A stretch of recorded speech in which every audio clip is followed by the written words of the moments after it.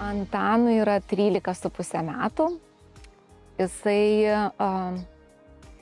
yra užkietėjęs futbolininkas, žaidžia nuo 1 klasės ir turbūt be labai rimtos priežasties nebuvo praleidęs nė vienos treniruotės. Linksmas, protingas, gerai mokosi, turi labai gerą ir subtilų humoro jausmą. Dabar kuriam laikui teko futbolą atidėti į šalį, nes pernai balandžio mėnesį mes išgirdom limfomos diagnozę.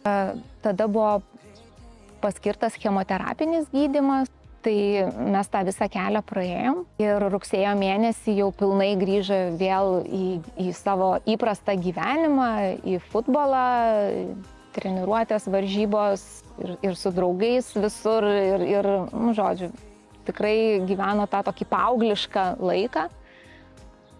Bet šiemet, balandžio mėnesį, liga vėl grįžo.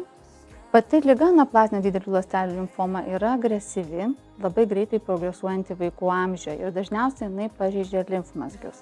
Ir Antanui, šiai dienai liga sugrįžo išplitusi į kaulų čiulpus. Spręsdami, kaip geriau Antaną gydyti siekiant kuo greitesnio, veiksmingesnio pasveikimo, mums buvo labai reikalingas toks preparatas, vadinamas krizotinibas, tai yra tirozinkinazės inhibitorius. Kadangi Antanui siekiant, kad liga jau kad jisai pilnai pasveiktų ir liga visiškai negrįžtų, tai pagrindinis gydymo būdas tai yra jo kamieninė kraujodaros ląstelių transplantacija.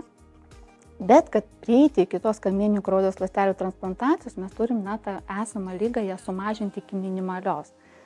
Tai būtent tas vaistas krizotinibas, kurį šiai dienai Antanas vartoja, jisai ir veiks būtent tik piktąsias ląsteles turinti šitą pakitusi geną. Tad mes tikimės, kad su šiuo vaistu Antanas išvengs to pergydymo, to intensyvaus gydymo. Ir su šiuo vaistu, kas irgi yra puiku, kad Antanas jį gali vartoti namie ir jisai tik atvažiuoja pas mus papildomiem kontroliniam tyrimam. Pradžioje šiek tiek jisai turėjo tų šalutinių reiškinių.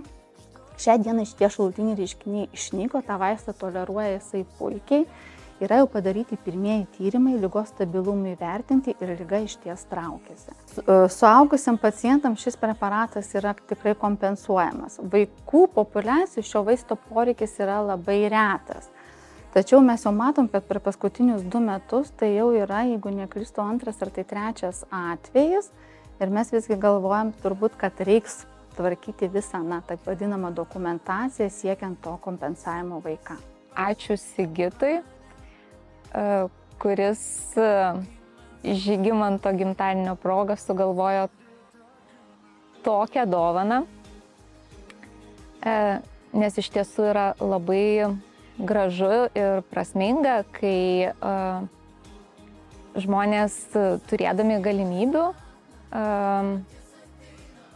savo finansus skiria ne kokiam ten 10 daiktui įsigyti, bet pagalvoja apie vaikus, tuos, kurie šiuo metu reikia ypatingos pagalbos ir ypatingo dėmesio ir skiria savo lėšas būtent tam. Ir sveikinam Žygimantą su gimtadieniu ir esam jam labai labai dėkingi, kad jis per savo gimtadienį dovanoja mums brangius vaistus, kurie padės Antanui sveikti.